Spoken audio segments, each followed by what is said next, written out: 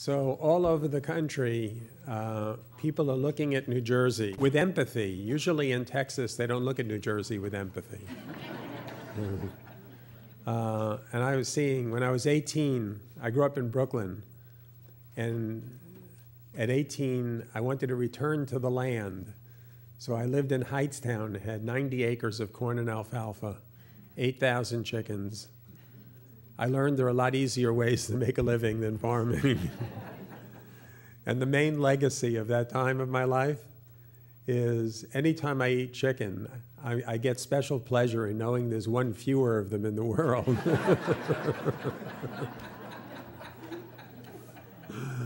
Selling eggs for a living in Lawrenceville, right? So it's good to be back, not as a farmer, right? I think it's obvious, good from the white paper, from all the preparatory work, that this is a time for change. It's happening in many states.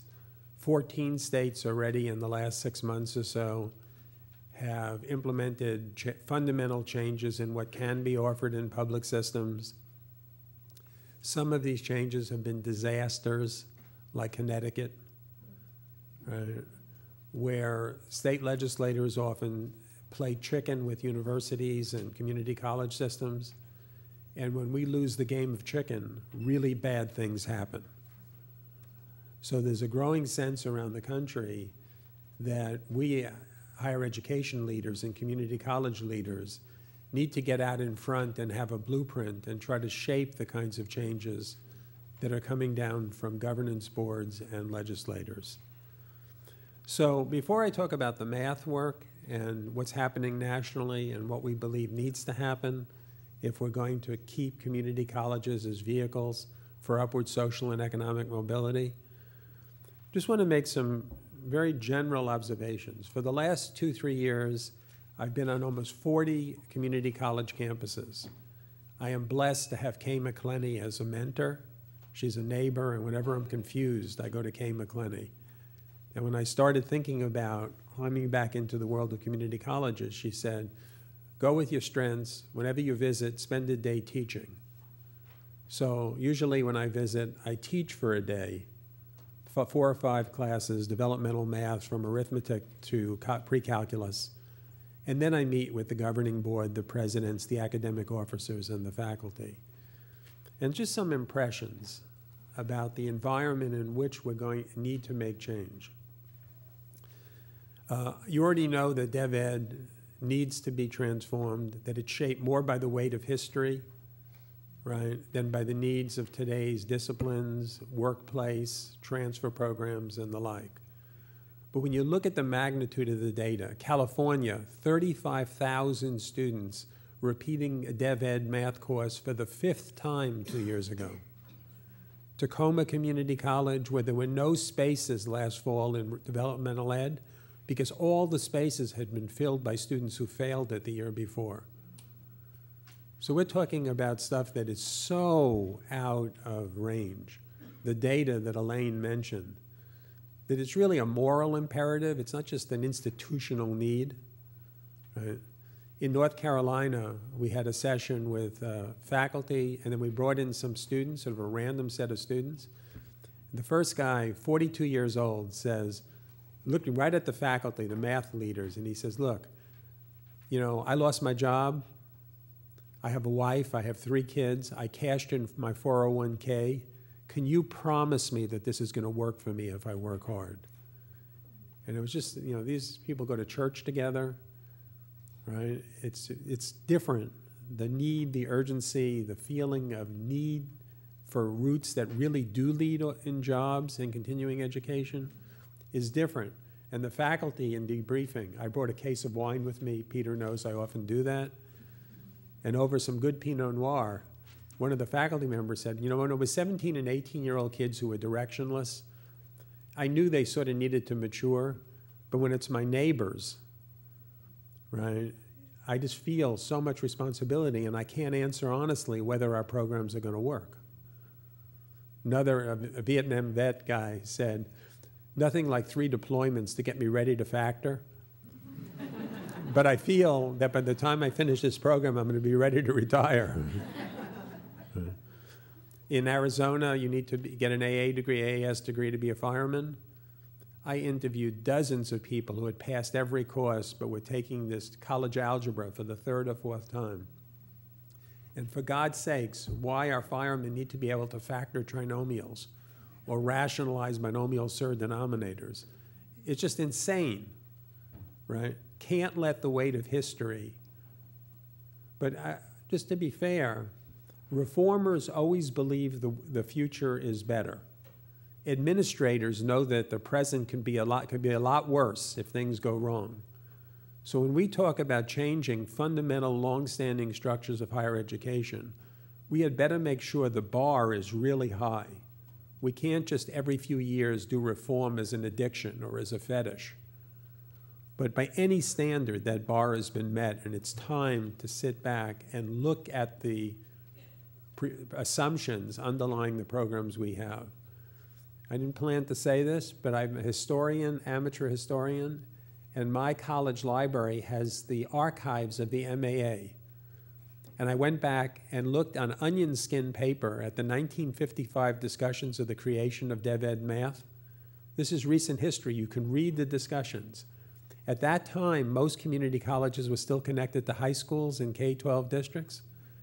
And the two themes in the construction, the two themes are, we got to make sure they learn what they're supposed to learn in high school. There was not one discussion of backward mapping or what they actually needed for work. And the second theme, pages and pages, where these students need a long sequence so they can mature. And people were thinking of this sequence as time to let students develop as individuals, maturity. They were thinking as 17-year-olds. They weren't thinking of the students that we actually have. Our community colleges actually look like America, right? Very broad, diverse group of people, people in their 30s, 40s. None of those faces could be seen in the founding documents of developmental education. Again, the weight of history is playing too much of a role. So some general comments for what I see around the country. The first is, I'd call it innovation as ornament. I was at a large community college, a famous one in Ohio, a group like this, but just math faculty, math leaders and deans. We had butcher paper up, and the task was to list all the reform efforts in math that they had been involved in over their careers. We generated 81 different reform efforts for that large campus. Then we did descriptive statistics. The average length of a reform initiative was about 3 years. Almost all of them were connected to grant cycles or new presidents who later disappeared, right? And the initiative they brought with them, but left there when they left. The faculty members fit roughly into 3 groups. The activists were involved in about 1.25 reform efforts at a time. There were a group that were occasionally involved in reform, and then about a third, 40%, I would say, that just basically taught their classes and didn't really get involved in institutional. I'm talking about the regular faculty, not the adjuncts. Right? So the next question was, how many of these previous reforms have become institutional policy, have become normative practices? 0. On the way to the airport, the VP for Academic Affairs is driving me, and I said, man, doesn't that make you depressed? He went, oh no, Uri, all this reform stuff, these grants, this is about faculty professional learning. It's not about institutional change. Ah! So step 1, you're not going to change anything through pilots and little reform efforts. It doesn't work that way. Developmental ed is part of a complex system that's connected to student success. And unless it fits into a broader reform initiative, you may get 12 sections of something. The first funding crisis is they'll disappear first. So we got to be like reality-based. This work has to take place on planet Earth, right? And we need to map out our zone of wishful thinking, when we pursue it. We have seen pilots almost never scale. And disconnected math or literacy initiatives, they may grow to 20 or 30 sections, but the probability that they'll become normative practice is very close to 0. So you have to start from that. The second, what does scale is the rhetoric. In speaking with the presidents before my visits, presidents today use virtually the identical language to describe their campuses. If you just look at the transcripts of discussions with presidents, they have one of each. They have learning communities. Some have emporium, right? They have all this set of things. But when you're on the campuses as a teacher, you can't even believe that these are the same kinds of institutions. Valencia, you ask students what they're going to take next year, and they give you course numbers and the names of faculty. I mean, it's stunning. Other places, it feels like you're at a gas station in the Midwest somewhere where people drive up, get filled up, and drive away. You see virtually no connection, right, from students to each other or to the institution. That stuff matters enormously because we used to believe that there are like 10 high power or 8 high power practices, right? If you have emporiums, you have modularization, you have this, you have that, student success initiative, that this actually, if you have enough of these, you'll have institutional change. And what we've seen now in K-12, particularly Elmore and Tony Brike's work independently, our work on K-12, there's almost no correlation between these good practices and aggregate improvements in student success. The holy grail is, what are the catalysts that turn those practices into institutional improvements and dramatic improvements in student performance, enough to actually affect their quality of life? And it turns out it's culture and relational trust. On campuses, Indian River, Miami-Dade, parts of that, San Jac, some of the California, Los Rios, where you see big gains in student achievement, you can feel the culture. It's what I call a joyful conspiracy. Administrators, deans, faculty coordinating their improvement work. Adriana Kazar did a beautiful, beautiful study. 600 plus proposals to change higher education institutions. Virtually all of them focused at one level of the system. They were about governance or leadership or professional development or pedagogy, right? Doesn't work. They all have to be coordinated if you're actually going to get system improvement. And what's the core of culture? Faculty. 700 interviews with successful community college students, the students who actually did get through DevEd. What are their transcripts and analysis of their transcripts using in vivo nudist ethnography software? Most common comment, individual faculty members who shaped students' vision of what they could do and what they could do with their lives. So with all the talk of structural reform, which is essential, what do the data actually tell us? Individual faculty and the incredible power we have to put ideas in students' heads about what they can do is the dominant theme in the student transcripts coming out of the Kay McClenny, some of the Tom Bailey work, the Achieving the Dream sites. This stuff actually matters. As Peter knows, after I left New Jersey, I bummed around for a few years. I was 24. You know, I didn't come from a family where education was like, I didn't even envision a world in which that would matter. I went back to community college, Pierce Community College, voc ed, horticulture. I remember going into the advisor, and the question was, what kind of job do you want? I went, I like working outdoors. She said, you're in horticulture.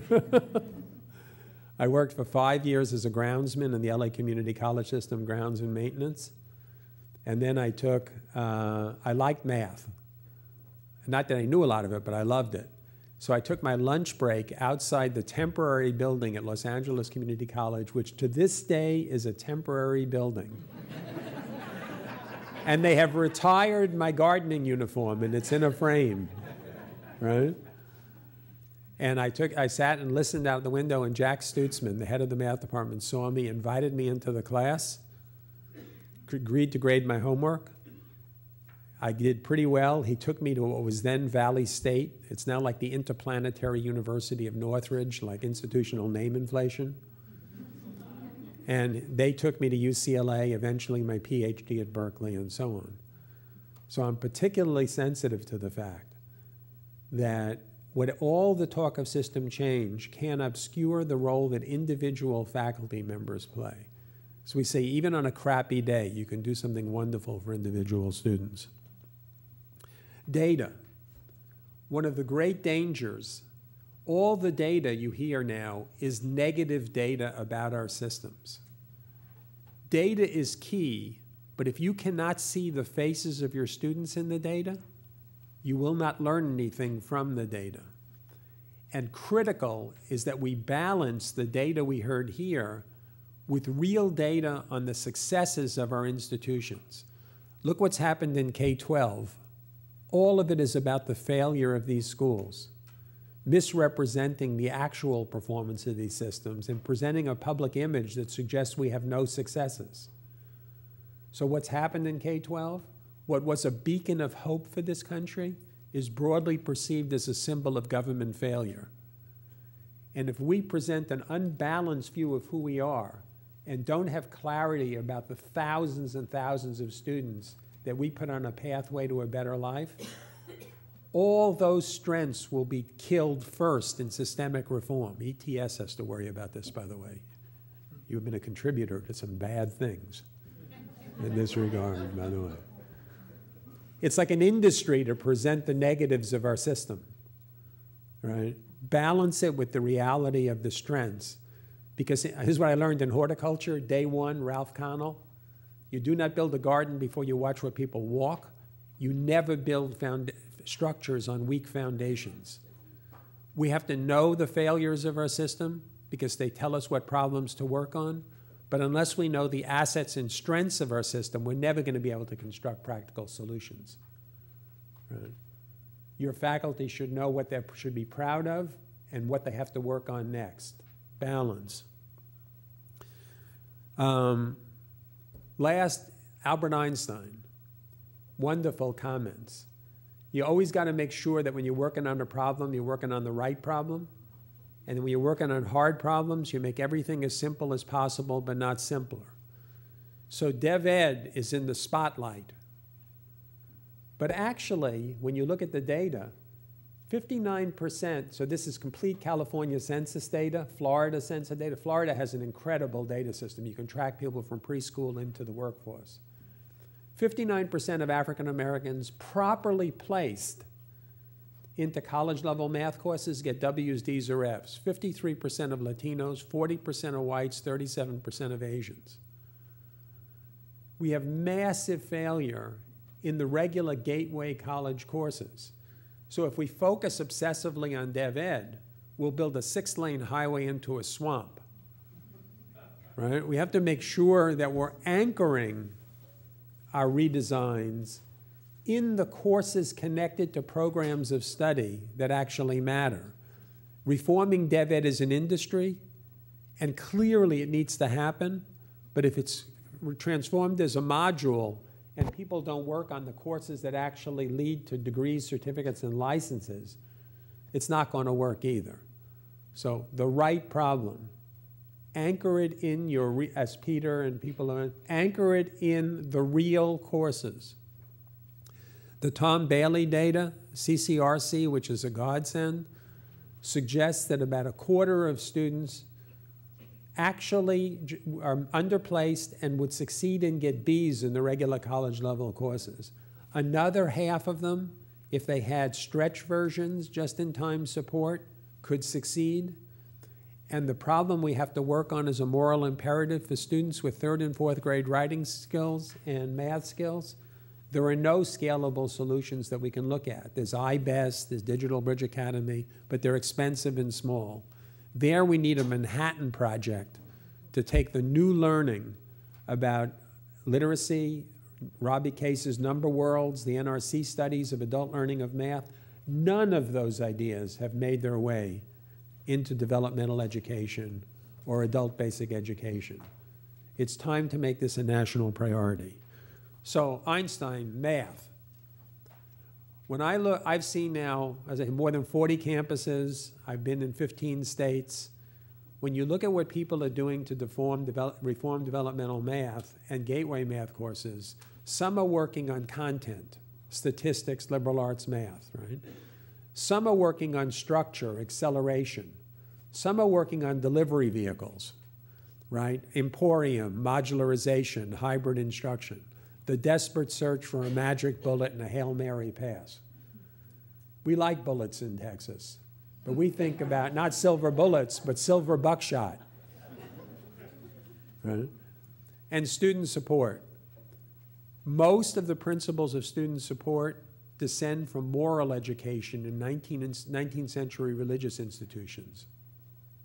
We now have million-plus student data sets that actually tell us what problems students have when. Our idea, the problems we work on in student support vary enormously across campuses. It's time to clean this up, and let me now go back through them and give you some ideas of what I'm seeing. First, the content. Again, we need to have a high bar, but it is insane for people who want to be firemen, nurses, EMTs, interior designers to be taking college algebra, or even intermediate algebra in many cases. We have to ask ourselves, what, every decade or 2 decades, what is the evidentiary standard for courses that actually are key to people's futures? We now have labor market data. Michael Handel, 30 years ago, they used to ask CEOs, right, what their workers needed. And my favorite study was this guy in Pennsylvania who looked at European-born CEOs versus American-born CEOs. They all remembered their own high school programs. So the European CEOs thought their workers needed something different than American-born CEOs. So BLS got rid of them and went to HR directors when it created ONET. And it turned out that HR directors don't have a hell of a lot better knowledge than presidents. 2-3 years ago, they started hiring sociologists and labor economists, Mike Handel up at Tufts, and they went to the job floor and said, show me the math you did in the last hour. Where's the math? Completely different picture. 19% of workers use anything algebra or above. This is one of the most painful things to me. My first big thing was algebra for all. What I inadvertently produced was algebra forever for our students. The main use by adults of algebra in this country is helping our kids with their algebra homework. That's not a responsible basis for things that affect people's jobs, careers, upward mobility. I am a mathematician. I understand the power of algebra and the power of calculus. For the students who are really going into STEM programs, it's not Calculus 1. There are no jobs where you use 1 year of calculus. If you're really doing that, it's differential equations, linear algebra, Laplacian, Fourier transforms, modern numerical methods. So we have these, half the institutions I visit have pre-calculus as the terminal requirement. It's a hint. Even though I'm not I never learned to read, as Peter knows, but, I am sensitive to words. The idea that pre-something should be the terminal requirement suggests there's a problem. So what do we see in the labor force data? Statistics is growing like wildfire. Almost all our students should be taking statistics, and many more of them need to be learning middle school math from an advanced standpoint and learning to apply it in unfamiliar situations. That's what people need. The professional associations are finally getting behind this, but we have to be very careful because when students succeed in Dev Ed math, the first thing that happens is it radicalizes. I mean, I can do this. It emboldens them to raise their aspirations. And when we start thinking about diverse pathways, we had better think about the bridges from one to another. That's going to be the hardest part of moving to multiple pathways. So we got to get the content right.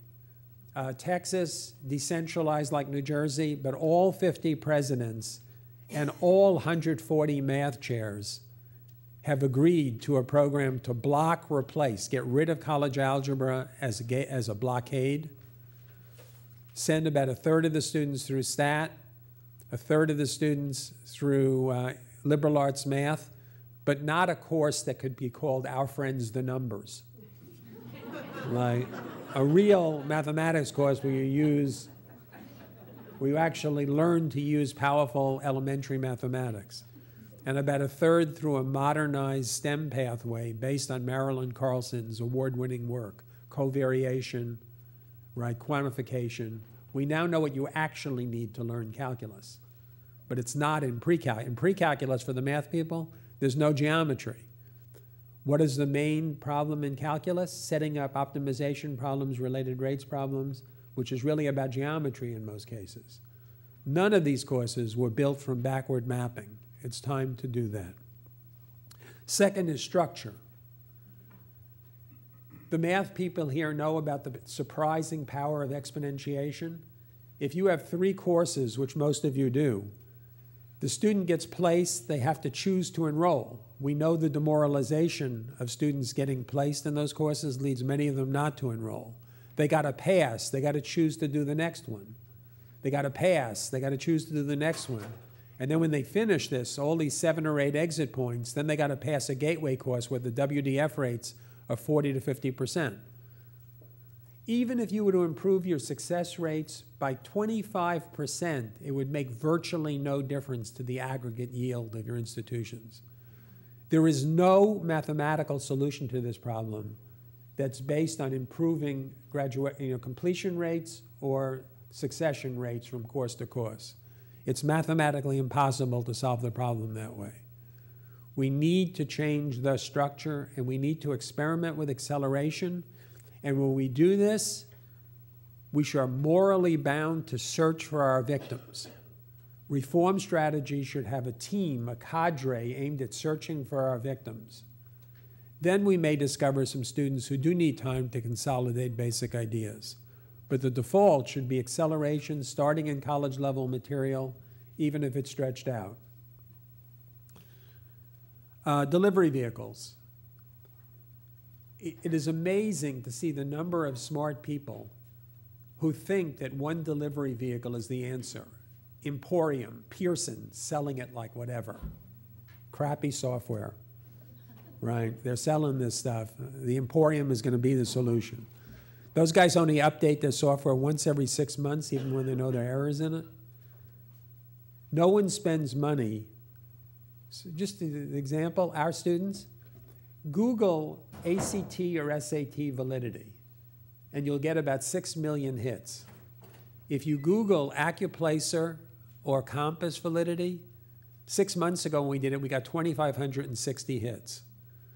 Why is it that there's virtually no validity studies? The original Accuplacer items were the rejected items from the SAT. Why is that? Because if you're taking SAT, you're thinking about Rutgers, Princeton maybe, Harvard. And when I chaired the policy committee of the College Board, I understood this. It was litigation that drove all the validity studies. Not that there weren't good psychometricians and exquisite ones at ETS who cared about principles, but litigation was a key driver. When our students in community colleges get screwed on a placement test, the first thing they think of is not litigation. The first thing they think, this is another bad thing that happened to me, right? Our students don't think litigation. When you look at the products we sell to community colleges versus the products we sell to elite higher ed, massive differences in their R&D budgets. My math lab has virtually no development budget connected to it. We have to be advocates for our students, and we need to call this out. So delivery vehicles, hybrid, Emporium, really good ideas. It's almost criminal not to have some of your students in those structures, but search for your victims. We need to know which students benefit from each structure. Who benefits from hybrid and Emporium? Number one are veterans, because they're socialized in the military to learning online modularization. Second is returning adults who had a good high school education and are scared shitless when they come back 20 years later. But they do really well once they get over the, right. Who are the really victims of some of these? 17 to 20-year-olds with poor self-regulation skills who don't have college knowledge. Search for your victims. Each of these delivery vehicles has different beneficiaries and different victims. Our job is not to invest in one, but to figure out how to get the right student in the right pathway with the right delivery structure at the right time. It's tempting to look for a silver bullet. It's a mistake to do so. I understand the advocates for these. They've created beautiful things that are improvements for lots of students. But we're academics. One of the first things academics need to do is instill doubt in people who are too sure, starting with ourselves, right? So skepticism is warranted. Support. This is the biggest change. Thanks to Kay McClenny, Tom Bailey, some of the ATD work, we actually know a lot about the problems students have. We know that about 12% of students don't know they're eligible for financial aid the first week of school. About 20% of students don't know what they can spend the money on. So now, pico-economic modeling, hyperbolic discounting for the math folks here. What do we actually know from nitty-gritty sense studies, hour by hour, David Yeager's work, 29 campuses. First, we know that almost all the students who come to developmental ed are positive they'll succeed a week before they start. They estimate 90% likelihood that they'll get A's, right? They're sort of clueless, but they really want to succeed, and they're motivated to do so, and they believe they will. What actually happens? First thing that happens is they're stunned by the pace of our classes. They've never experienced that pace. They don't know how to readjust to the new ecology. Then comes the first math homework assignment. They want to do it so bad. So we have all these interviews. We text them every hour. We're getting back feedback. Students never get unstuck, right? They get pi. The answer is 7. So the theory of action there is we find no students get unstuck. So the idea is that 2 weeks or so it takes them to figure out they're in trouble. Then they got to find the student support services. If you're behind 2 weeks in math, you're dead. The first 2 weeks in the Student Learning Center, there's nobody there. People are just sitting around and waiting. We need to rethink this. More and more campuses we're working with are now, for the first 2 weeks of the semester, all the student service personnel are in the math and English classes with the students on day 1 as part of instruction. Dramatically increases the contact. It destigmatizes support. Those are the kind of experiments we need to do. So what do we see? Hyperbolic discounting. The student is 90% sure they're going to succeed. They get stunned on the first day. They can't do the homework. They're 75%. It starts a downward cycle of disengagement. By the 5th week, more than half the students basically do not believe they'll succeed anymore. So they stop coming to class, or they show up in class without their brains. Right? You've all seen this. The real surprise is they're not the only victims of lack of real orientation and intrusive advising. What happens to the students who do succeed? Well, they come in, they do succeed, they go, I can really do this if I work hard. They raise their estimate of success initially, and they increase their energization. How do we know this? They reduce the number of discretionary hours they work when they have an early first success. So there are good independent metrics of this. But then by the 3rd or 4th week, they've had 3 successes, and now they know how hard it's actually going to be to succeed. They're now clued in, and all of a sudden they have a big drop in their belief that they'll succeed. And 50 years of psychological theory, actually going back to Kurt Lewin, shows that when people have a drop in confidence, it dramatically increases their withdrawal rates from systems. And Yeager has shown, brilliant young theoretician, that in fact the drop in confidence level is the single greatest predictor of W's for first semester community college students. There is an exquisite paper, this is called the Dunning-Kruger effect. And the paper is called Incompetent Yet Unaware of It. And it won the Harvard Ig Nobel Prize in 1991 for the funniest legitimate psychology paper produced that year. They took Cornell students and they hired a panel of professional comics to rate jokes.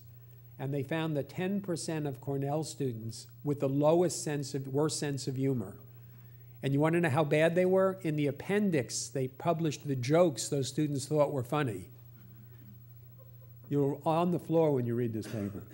And it showed that as they were trained to tell jokes and their sense of humor was developed, then initially they thought they were in the top decile of funny people when they were in the bottom 10%. And as they got better at telling jokes and identifying things that were funny, their confidence dropped and they realized they were horribly inept at telling jokes. So this is a well-established, it's called the Dunning-Kruger effect.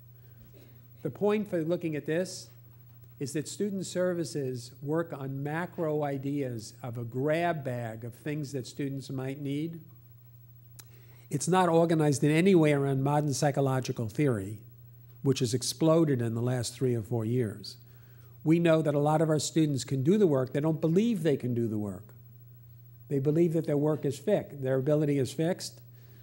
Calibration. We have videos of students getting back their first math test. I got a C, like it's a surprise. If they put their hand in again and pulled out the grade again, maybe this time it would be an A or an F. Large numbers of our students don't see how their effort is connected to their achievement. And we've seen now that large numbers of students getting C's and below believe that A students work less hard than they do.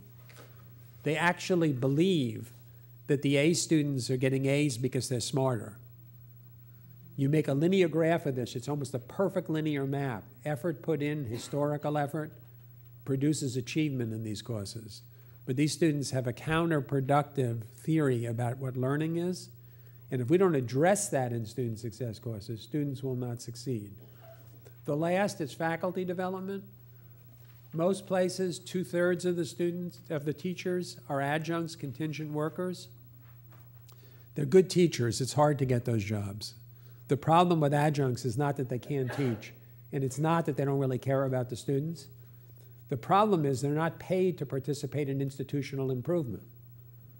So they're an enormously conservative force on the curriculum, because if you have a labor force that's more than half adjuncts or contingent workers, and we give them half a day of professional development, how are we going to fundamentally change structurally the programs we offer?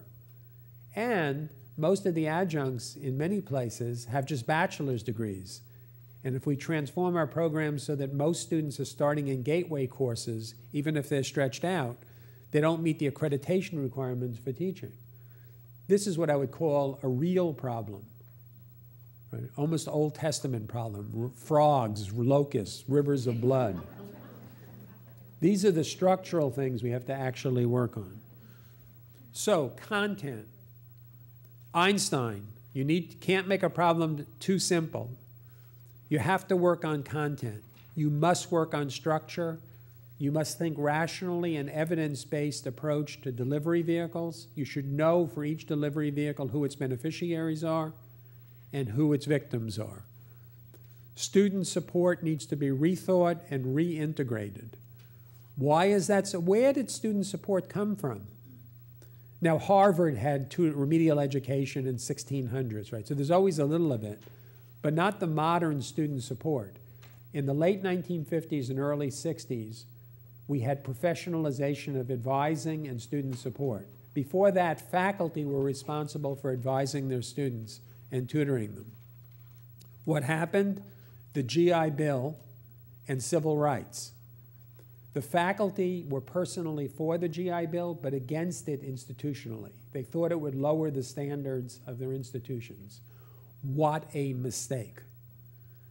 Faculty were opposed. They believed in civil rights as a moral imperative and as citizens, but they were concerned about it lowering the quality of their institutions as faculty. Because of the politicization of GI Bill and civil rights, administration saw student support as political, and they took responsibility for it.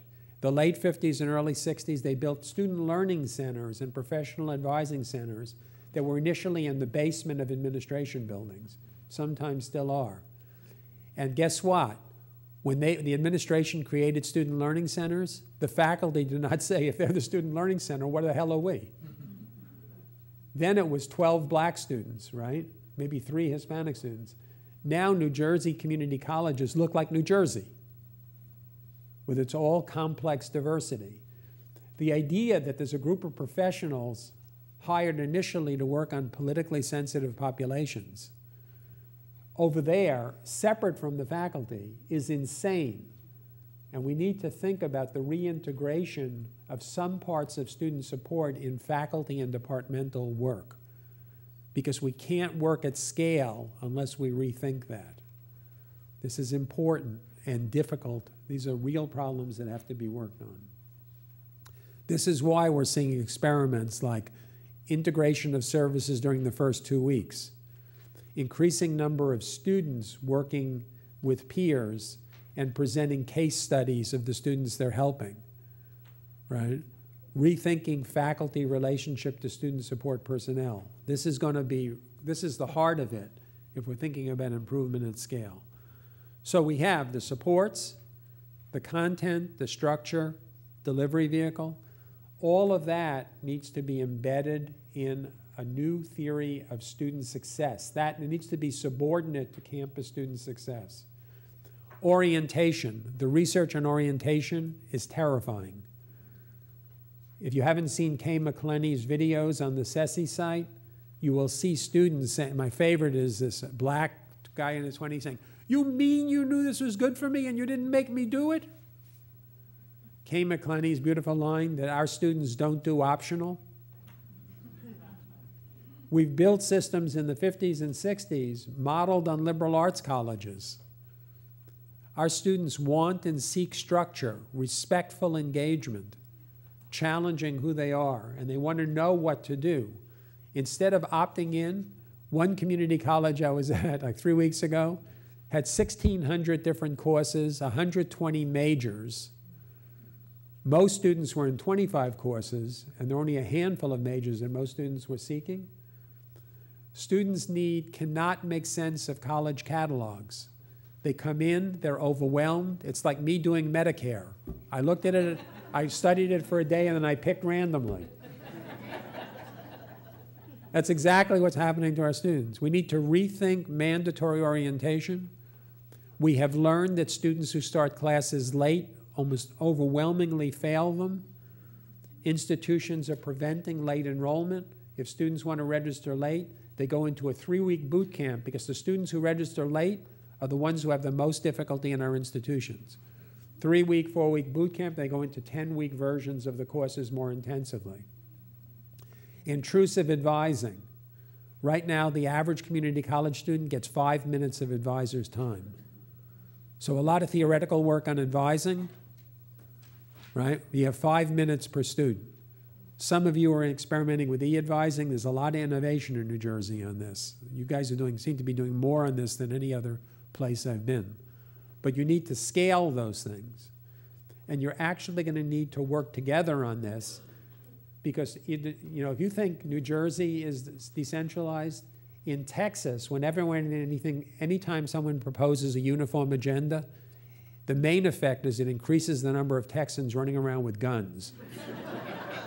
So I understand localism, but we can't work in a fog of collective amnesia. It's crazy for Middlesex to do one thing and Bergen to do another.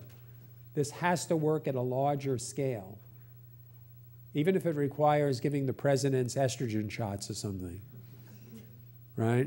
We need to get past, ineffective localism and paralyzing autonomy. Some things should be local. Certain things need to be worked on at scale. If you change your math program, you can't do it at one community college because the four-year institutions won't recognize it. You have the already, 60 units transfer. You need to take advantage of that legislation to really rethink the core programs together. Students should be given a profile of courses, and they should have to opt out rather than opt into programs for most students. This means that institutional research needs to be about improvement, not just compliance. When I started this work, I'll end with this, I thought it was about math. Literally, the first meetings we had were fights about factoring or completing the square. It's been a long road to understand that we're a small piece of a big system that has to be focused on success. In that system, we need to transform mathematics. My last comment. Still, the fights are about college algebra or intermediate algebra. People lose perspective. What this is really about is upward mobility in the society. We have less upward mobility now than France. A person born in the bottom quartile of income in France has a greater probability now of moving to the middle class than in America. The only thing we should learn from French is we have good food. The idea that we have less upward mobility than France, than Canada, than most European countries is a betrayal of the American dream. That's what this is about. Because Americans, prefer nostalgia. We have a great country with some character faults. One of them is we prefer nostalgia to history. We think that because the founding fathers wrote some documents, democracy is stable. Look at the Weimar Republic. Democracies are very hard to sustain, and they're sustained when you have a broad middle class and when people know that through hard work and education, they or their children can have better lives. The majority of Americans no longer believe that, and they no longer believe that we're a public good. They think we're a private good, which is why state support for our systems is dropping. How do you become middle class in this country? You go to the military. Most of our people can't do that anymore, and hopefully there'll be much less need now. Small businesses are having a hard time. Government jobs are falling faster than any other kind of jobs. The other remaining way you become middle class is you go to community college and you get a job. You get prepared for a job with your eye on a second one or continuing education. We are the engine of democracy. Our mission is to create upward social and economic mobility. If our time is spent fighting about intermediate algebra and factoring, we're missing the picture. If math faculty and English faculty need to understand that we are playing a critical role in this society. Right? That is the message. And just to come back to this point, if our faculty are going to make these transformations, they have to believe they can be made. And that's why the administrators here should make sure they have real data, indefensible data on the successes of our system, and that faculty and administrators are proud of them and can tell their neighbors about them, and they have equally detailed knowledge about our failures and our need to improve. If we get out of balance, we will not succeed. Make sure people know. One community college has started on with paychecks.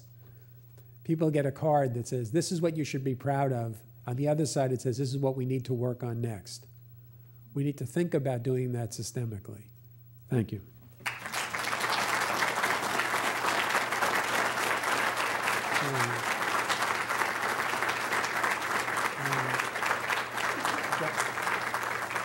Guy, do we have a little time for questions? So the way I'm a classroom teacher, right? No one tells people that teaching is a bitch, by the way. So room for one story in Peter's. So everyone assumes that I'm like master teacher. For the math people, 3 years ago, I'm getting ready to teach the fundamental theorem of calculus. For the English people here, others, trust me, it's one of the greatest intellectual achievements of Western civilization. Fundamental theorem of calculus is beautiful. I have laid the trap. They're about to see the fundamental theorem of calculus and discover it. Just as I'm doing it, a student who's seated about over there lets out a gigantic yawn. So I stop, I thank him for his honesty, and I say, do you find this interesting? And he goes, Professor T, we know you really care about us. That wasn't the question. And I said, he says, well, actually, sir, I find this stuff boring. I go, look, musicians, every trade, people underestimate the role of practice and skill, right? Big ideas matter, but so does skill. So some things might be boring, but you need them, but not the fundamental theorem of calculus. What do you want to be? He goes, an orthodontist, sir. So like saliva, he finds interesting.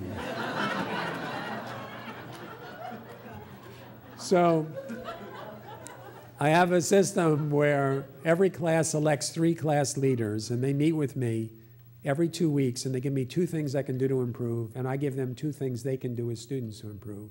And in the off weeks, we publicly evaluate each other for 5 minutes. Many of you do things like this. It's a great system.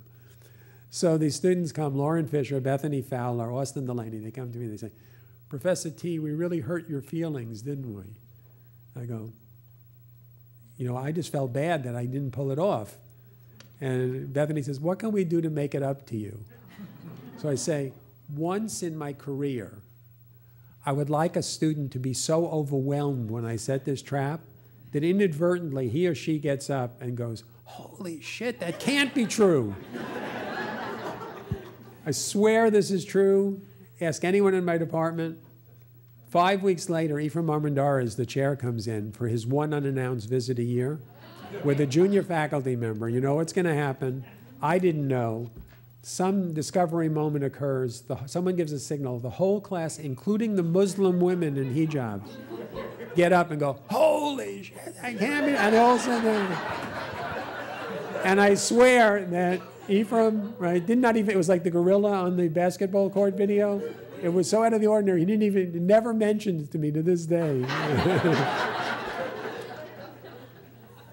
So teaching is really, really, really hard. So because I'm a classroom teacher, if I want to take questions, I know I need to give you 2 minutes to talk with your neighbors and decide what the best question is you want to ask. So do that now for 2 minutes. Come up with your best questions or comments, and then I'll take them. So someone over here, question. Yes, back there. Hi, my name is Amy Wozniak. I'm here from Mercer County Community College. I teach developmental composition. And now I have a microphone, and I may never shut up. And I run a program here to help our first-year students. I absolutely hear you on questioning the content of developmental courses and what our students actually need. But as you know, here in New Jersey, we have the Lampett Law. Yeah. And so there's a lot of pressure on us to also be preparing students for 4-year institutions. And so we really struggle with, okay, we're preparing them for a 2-year degree or a certificate, but we're also preparing them for Rutgers. So Right. do you have any thoughts in terms of the content that we provide, how we meet those competing needs for remediation, workforce development, and 4-year transfer?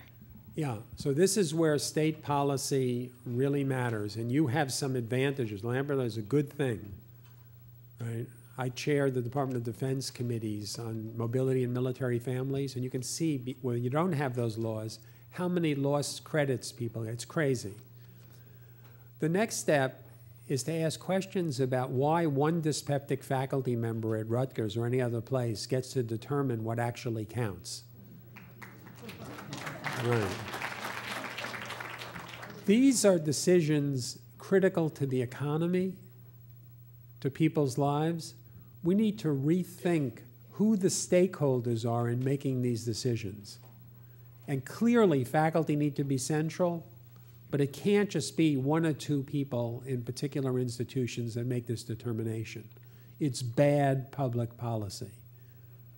Our voices need to be stronger in that discussion. We need to have a level playing field, but the rules of engagement need to be evidence. We need to know what, so prerequisites. Institutions should be, if they say A is a prerequisite for B, they should be forced to present the data on the probability that if students do A, they actually can do B. Alabama data, they require college algebra for statistics, but 3/4 of the students take the prerequisite after the course it's prerequisite for. This is crazy. And a lot of these prerequisites were put in place in the 60s in math and science. In 1964, 6% of all high school seniors wanted to be physicists. I believe today it's 6 students who want to be physicists.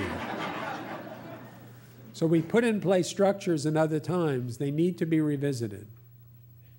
But they cannot have a system without statewide articulation. And it's not just articulating courses, it's applicability of courses. So some institutions will accept the credits, but they won't count them from programs of study. That's the next stage of work in New Jersey. And the key will be evidence, big data sets, analysis. It won't be opinion. So strength and courage on that one. That's going to be a little nasty. Other questions, comments? Back there. By the way, I tell my students, they all sit in the back in the beginning, and then some students sit up front. I thank the students in the back because at my age, you're the only ones I can see. And then the ones who are in the back move up front. Yes. Hello, my name is Marie Giroux. I'm with Essex County Community College. And we were discussing the options of when you indicated that students should have the opportunity to option out and not option in. And I was wondering, what are your thoughts in terms of, while mathematics, calculus, Calc 1, and so forth may not be apropos for someone not going into a field that's related, yet the fundamentals of the skills of the discipline usually helps the student to, I guess, their processing, their general processing, and their analytical skills. What are your thoughts about that? While math is practical on one level, but taking those fundamentals skills that are taken from the process, the skills of mathematics development, especially the higher thinking, then... You have to be clear about this. On one edge, if you push too far, it's math is Latin. The argument for Latin was that it teaches good thinking skills, and it's true that it does. We have to be clearer about why math is actually so powerful, what I call the unnatural power of mathematics. And the BLS data, the Michael Handel stamp data, shows that virtually all adults in today's economy need analytical problem-solving skills. They actually do have to have number sense. They need to know about uncertainty and how to manage it mathematically. They need to interpret graphs. They need to have visions of this. They need to know about reasonableness. They need to know about covariation. What they don't need is a particular set of old algorithms that we teach ritualistically. When I say putting people in programs, right now we put people in courses. We need to put much higher percentages of our students in programs of study that are coherent than putting them in random sets of courses. That will make a big difference. And we need to understand that many of our students are making decisions based on thin experience, and that one of our jobs is to increase their sense of what they can actually do with their lives. But they should start in coherent programs of study, and then we have to worry about the flexibility and mobility problems. So, yeah, math is really important. I'm not arguing against mathematics. I'm arguing for the right mathematics and for powerful mathematics, which is necessary in virtually every program of study, and for responsible citizenship. But I'm not going to hang my hat on factoring. I think we'll take 2 more questions and then go to my companion. With regard to data being a key, but the idea of student faces when looking at data, if you could just elaborate a little bit on that concept. Yes. Could you repeat the question for the... He's asking about my comment about seeing the faces of our students in the data. The best example, so that actual line comes from one of my heroes, Bob Moses. I was privileged, the Algebra Project. For many years, I served as the vice chair of his advisory board, and he would just see things like that. If you look at if you go to CCC, most of you are CCC institutions. If you go to the CCC website and look at the videos, you will see students talking about that data in human terms. It's the student voices that give it texture and give you information. Right? That's what adds power to the numbers. And again, if you're starting this and you don't have a history, if your institutional research is still about compliance, the first thing you should do is start with data on your successes and hear in the voices of your students what helped them succeed in your institution, and then protect that at all costs. It will change your interpretation of the data. and it will give you a balanced picture of the complexity of the work. Yes. Hi, I'm Ellen Hernandez from Camden County College in the southern part of the state. You mentioned that people who register late, tend not to complete their courses successfully when they have those 13-week, what we call at our college, late start courses, Yeah. and I agree. And you mentioned an alternative as this 3-week boot camp followed by the 10-week intensive course. And I wondered if I'm curious what goes on in that 3-week boot camp, and if you know where I could find that out. Yeah, so this is like emerging practice. I bet within a year MDRC and CCRC will be doing randomized controlled trials of these things. I'm just seeing them emerge as people try to figure out how to, a lot of places have moved to late start classes.